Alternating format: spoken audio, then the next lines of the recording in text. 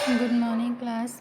Today's topic is प्रबंध विचारधारा के विकास के चरण, faces of development of management. Means management का डेवलपमेंट स्टेप बाय स्टेप कैसे हुआ।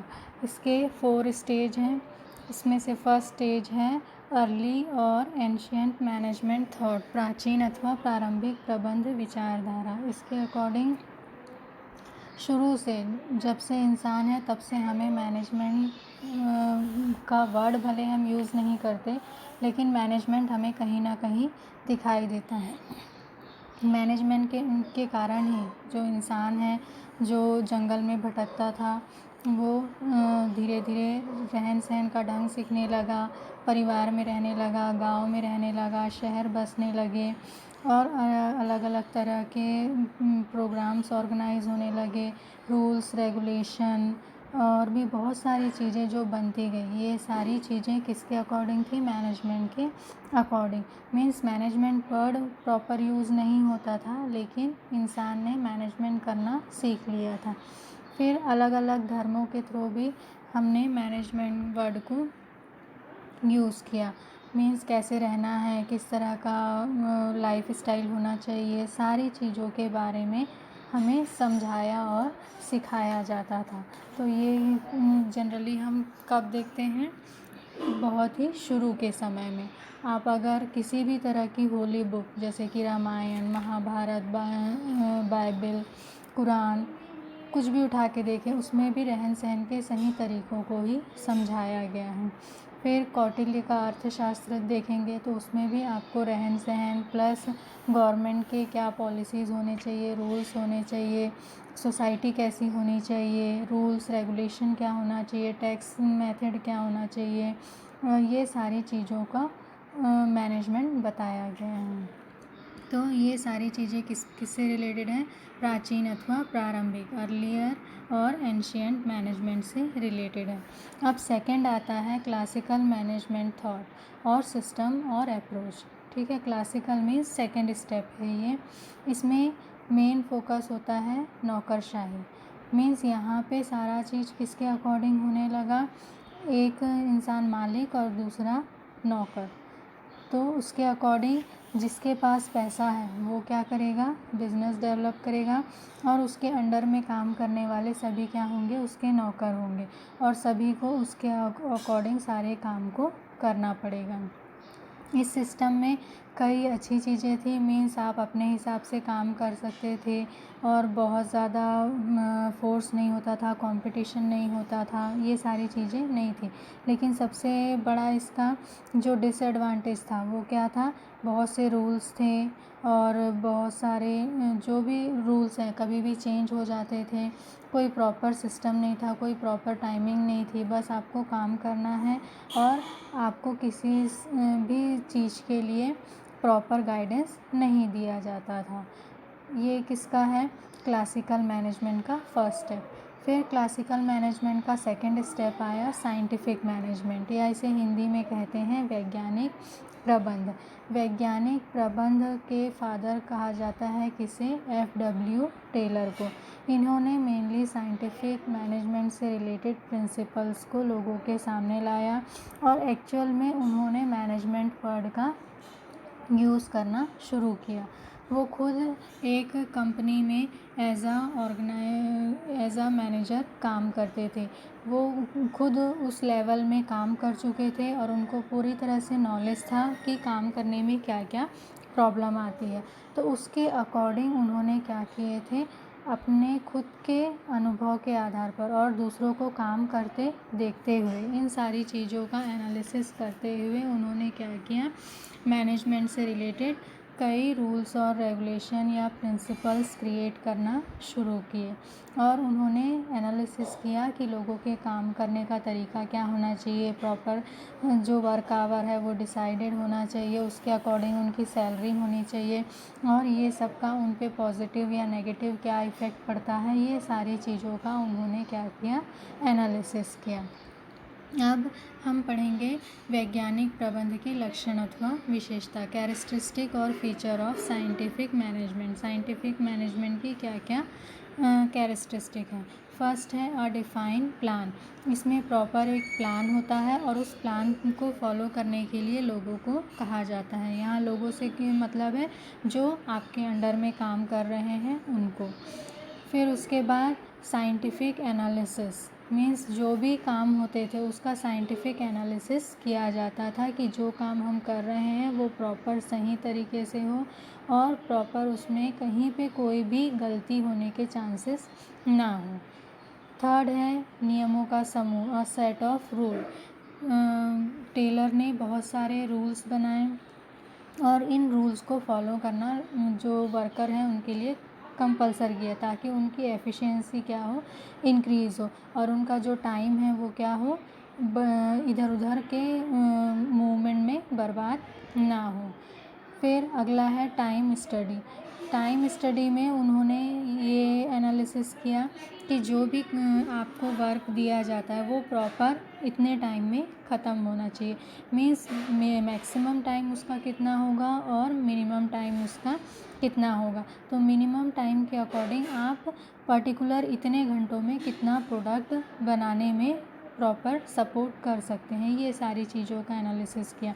इकोनॉमी को सपोर्ट करता है मीन्स प्रॉपर सारे जितने आपके कहना चाहिए रिसोर्सेस है उनका ज़्यादा से ज़्यादा यूटिलाइजेशन करना टेलर ने सिखाया और टाइम आवर को प्रॉपर कंट्रोल किया और पर्टिकुलर टाइम में पर्टिकुलर काम को निपटाने के लिए लोगों को इनकरेज किया।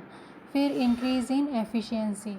जो साइंटिफिक मैनेजमेंट है वो क्या करता है, एफिशिएंसी को इंक्रीज़ करता है। मीन्स आपके जो वर्क प्रोसेस है उसको प्रॉपर डेवलप करता है और आप अच्छे से काम करना सीखते हैं। एक्सटेंड ऑफ रिस्पॉन्सिबिलिटी से आपको जोड़ता है। पर्टिकुलर ये काम आपका है, आप इसके लिए रिस्पॉन्सिबल हैं। अगर इतना काम आज का नहीं होता है तो इसके लिए आपको जवाब देना होगा। इस तरह से उन्होंने सभी लोगों को मैनेजमेंट से जोड़ने का काम किया। फर्मनेस मीन्स दृढ़ता मीन्स आपके लिए पर्टिकुलर जो काम डिसाइड किया है आपको उसको कंप्लीट करना ही है। उसमें बहुत ज़्यादा चेंजेस कुछ नहीं करना है। जैसा आपको मेथड बताया गया है, ट्रिक बताया गया है, उसके अकॉर्डिंग आपको काम करना है और उसी को ही आपको कंटिन्यू क्या करना है, फॉलो करना है। फिर निश्चित उद्देश्य, पर्टिकुलर एक ऑब्जेक्ट है और उसी को आपको क्या करना है, फॉलो करना है। उसी को पूरा करने के लिए आपको अपना पूरा टाइम देना है। इधर उधर के काम में आपको अपना टाइम वेस्ट नहीं करना है। कॉपरेशन मीन्स सबके साथ मिलकर काम करना। ये भी साइंटिफिक मैनेजमेंट का एक मेन पॉइंट है कि आपको जो भी काम करना है ग्रुप में करना है और ग्रुप के साथ मिलकर करना है। वहाँ पे आप अकेले उस काम को नहीं कर रहे हैं, ग्रुप उस काम को करने में आपका क्या कर रहा है, सपोर्ट कर रहा है। तो ये सब कैरेक्टरिस्टिक हैं किसके, साइंटिफिक मैनेजमेंट के। अब नेक्स्ट है principles of scientific management. Principles of scientific management F.W. Taylor ने बताए हैं जो इस तरीके से। फर्स्ट है science not rule of thumb. Means उन्होंने यहाँ पे ये बताया कि अब ये अंगूठा राज्य नहीं है। मीन्स पुराना रूल्स रेगुलेशन नहीं चलेगा कि आप अपने मनमानी से काम करो, अपने हिसाब से काम करो। आपको काम कैसे करना पड़ेगा, टोटल न्यू टेक्निक से। जो टेक्निक आपको काम करने की बताई जाएगी आपको टोटली उसी को फॉलो करना है और स्टेप बाय स्टेप उसी टेक्निक को फॉलो करते हुए अपने काम को क्या करना है, ख़त्म करना है। इससे क्या होगा, आप बिना मतलब के मूवमेंट नहीं करेंगे और टाइमली अपने काम को ख़त्म कर पाएंगे। सेकंड है संगति ना कि असंगति। Harmony not Discord. मीन्स आप क्या करना है, जो भी काम है वो सभी क्या है, इम्पॉर्टेंट है और सभी के लिए आपको क्या करना है, इस तरह से ट्रेन करना है कि आप उसके अकॉर्डिंग काम कर सकें। ठीक है, ये प्रॉब्लम आ गई या वो प्रॉब्लम आ गई या इसमें ऐसा काम नहीं होगा, ऐसी कंडीशन नहीं होनी चाहिए। उसके लिए आपको क्या करना होगा कि प्रॉपर कंपैरिजन करना होगा 2 कामों में, और उसके अकॉर्डिंग डिसाइड करना पड़ेगा कि पर्टिकुलर आप काम को स्टेप बाय स्टेप कैसे करेंगे, और फिर उसके अकॉर्डिंग वर्कर को ट्रेन करना और उन्हें उस काम को करने के लिए मोटिवेट करना। नेक्स्ट है कॉपरेशन नॉट इंडिविजुअलाइजेशन, मीन्स ये सपोर्ट नहीं करते हैं किसको, इंडिविजुअलाइजेशन को। आप कैसे काम करते हैं, ग्रुप में काम करते हैं, प्रॉपर कोऑपरेट करिए, सबके साथ मिलके काम करिए। ऐसा नहीं होना चाहिए जो काम कर रहा है वो कंटिन्यू काम करते जाएगा और जो काम नहीं कर रहा है वो आराम से बैठा है, लेकिन सैलरी सबको कैसे मिलेगी, एक जैसी। तो अगर सैलरी एक जैसी चाहिए तो काम भी कैसा करना पड़ेगा, एक जैसा करना पड़ेगा, और इसके लिए हमको क्या करना पड़ेगा, प्रॉपर सुपरविज़न करना पड़ेगा। नेक्स्ट है सीमित उत्पादन के स्थान पर अधिकतम उत्पादन, फोकस करना मैक्सिमम आउटपुट के लिए, मीन्स जो भी आपका बेस्ट है वो आपको देने की कोशिश यहाँ पे करना है। फिर नेक्स्ट है the development of each man to his greatest efficiency and prosperity, हर एक पर्सन को, हर एक वर्कर को आपको क्या बनाना है, प्रॉपर ट्रेनिंग देकर एफिशिएंट बनाना है, मीन्स वो अपने काम को ज़्यादा से ज़्यादा क्या करे, अच्छे तरीके से करे। इस पे उन्होंने मेन क्या किया है, फोकस किया है।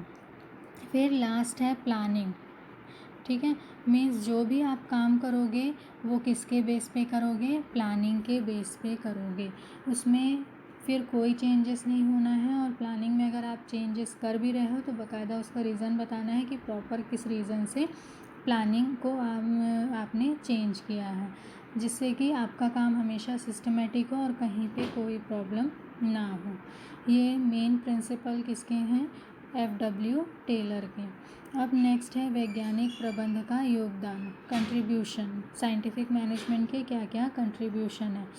फर्स्ट है task ideal, task ideal means ये काम से रिलेटेड है, मीन्स हमको काम कैसे करना है, एक स्टैंडर्ड लेवल पे करना है, और स्टैंडर्ड लेवल के में करने के लिए हमें क्या चाहिए, प्रॉपर टेक्निक चाहिए, और उस टेक्निक को हमको क्या करना है, फॉलो करना है। एक्सपेरिमेंट, मेनली ये क्या है, एक्सपेरिमेंट, किस पे एक्सपेरिमेंट है, वर्करों पर, वर्करों पर एक्सपेरिमेंट है कि वो टाइम पर सारा काम करें, उनका जो मोशन है, मीन्स स्टेप बाय स्टेप जो काम करते हैं वो डिसाइडेड रहें। फिर उनके थकने का समय, कितने देर में वो थकते हैं, मीन्स कितने घंटे वो कंटिन्यू काम कर सकते हैं और कितने उसमें ब्रेक की ज़रूरत है, ये सारी चीज़ों का भी एनालिसिस करना। फिर प्लानिंग, इसमें पहली बार उन्होंने प्लानिंग वर्ड यूज़ किया और इसका मेन मोटिव क्या था कि वर्कर्स को पता हो कि हमारी प्लानिंग क्या है, हम क्या अचीव करना चाहते हैं, और अगर सभी को पता होगा कि हमारा गोल क्या है और उसके अकॉर्डिंग हम वर्कर्स को मोटिवेट करेंगे तो वो भी अपना काम पर्टिकुलर उस ऑब्जेक्टिव को पाने के पर्पस से आगे काम करेंगे। नेक्स्ट है श्रमिकों का वैज्ञानिक ढंग से चुनाव, साइंटिफिक सिलेक्शन, जो वर्कर्स हैं उनका कैसा सिलेक्शन करना, साइंटिफिक सिलेक्शन करना, मीन्स जब उन्हें आप काम पे रखते हो तो प्रॉपर पहले उन्हें ट्रेनिंग देना, ट्रेनिंग करके उनकी जो वर्क एफिशिएंसी है उसको इंक्रीज़ करना, प्रॉपर उनको ट्रेनिंग देना कि कैसे स्टेप बाय स्टेप आपको काम करना है। फिर उनकी जो भी मेंटल और फिज़िकल कंडीशन है उसका भी पूरा एनालिसिस करना, सैलरी उसके अकॉर्डिंग डिसाइड करना, ये सारी चीज़ों को स्टेप बाय स्टेप करने पे फोकस किसने किया था, साइंटिफिक मैनेजमेंट ने। साइंटिफिक अलॉटमेंट ऑफ टास्क, जो भी काम है उसको किस तरह से बांटना, साइंटिफिक अलॉटमेंट के अकॉर्डिंग, मीन्स जो भी प्रॉपर वर्कर है उसको उसकी क्या कैपेबिलिटी है, मीन्स कैसे वो काम कर सकता है। अगर वो अच्छा हट्टा कट्टा इंसान है तो वो मेहनत वाला काम अच्छे से कर सकता है, दिमाग वाला इंसान है तो सही तरीके से वो सुपरविज़न कर सकता है, अच्छा पढ़ा लिखा इंसान है तो मैनेजमेंट को कंट्रोल करने का काम कर सकता है। तो उनकी एफिशिएंसी पहले जानना कि वो किस काम को करने में कैपेबल हैं, फिर उसके अकॉर्डिंग उनके काम को देना।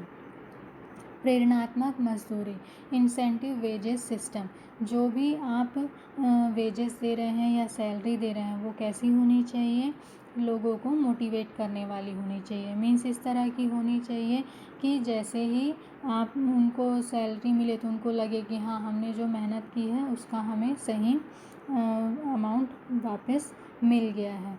इसमें भी उन्होंने कई तरह से एफिशिएंसी को सुधारने के लिए जो वेजेस है उसमें चेंजेस करने की भी डिमांड रखी है कि जो अपना काम अच्छे से करता है उनको ज़्यादा इंसेंटिव मिले, जो बेकार काम करता है उनके इंसेंटिव में नेगोशिएशन किया जाए। ये सारी कंडीशन भी हम रख सकते हैं जिससे कि वो कंटिन्यू मोटिवेट हो वर्कर किसके लिए, अच्छा काम करने के लिए। फिर उसके बाद efficient cost accounting system means ये हमें सिखाता है कॉस्ट को कैसे कंट्रोल करना है, किस तरह से नई मशीन या टेक्निक को किस तरीके से अच्छे से यूज़ करें कि ज़्यादा से ज़्यादा हमको क्या मिले, अच्छे रिज़ल्ट मिले। प्लस जो आपका रॉ मटेरियल है वो क्वालिटी वाइज कैसा होता है और उसको भी टोटली किस तरह से पूरा का पूरा कंज्यूम करें, उसको वेस्ट होने से बताएं। फिर मेंटल रिवॉल्यूशन लाना मीन्स प्रॉपर उनको बताना कि मेंटली वो किस तरह से अपने काम से जुड़ सकते हैं और उसको किस तरह से वो अच्छे से कर सकते हैं। ये सारी चीज़ों का भी उनको रियलाइजेशन कराना। प्लस हर एक वर्कर को अलग अलग ग्रुप में बांटना, या तो उनके काम के अकॉर्डिंग या तो उनके कैपेबिलिटी के अकॉर्डिंग, और फिर हर एक ग्रुप में एक लीडर बनाना जो उनके काम को प्रॉपर क्या कर सकें, वॉच कर सकें। फिर ये भी ध्यान रखना कि किसी तरह का कोई अपवाद वाला कंडीशन वहाँ पे जनरेट ना हो और जो लेबर ऑर्गेनाइजेशन है वो भी वहाँ पर मिलकर हमारे साथ में काम करे। मीन्स साइंटिफिक मैनेजमेंट हमको ये सारी सिचुएशन को किस तरह से हैंडल करना है, कैसे वर्कर और दूसरे लोगों को कंट्रोल करना है और प्रॉपर उनसे काम लेना है, इसका एक प्रॉपर साइंटिफिक मेथड हमको किसने बताया, FW टेलर ने। Thank you.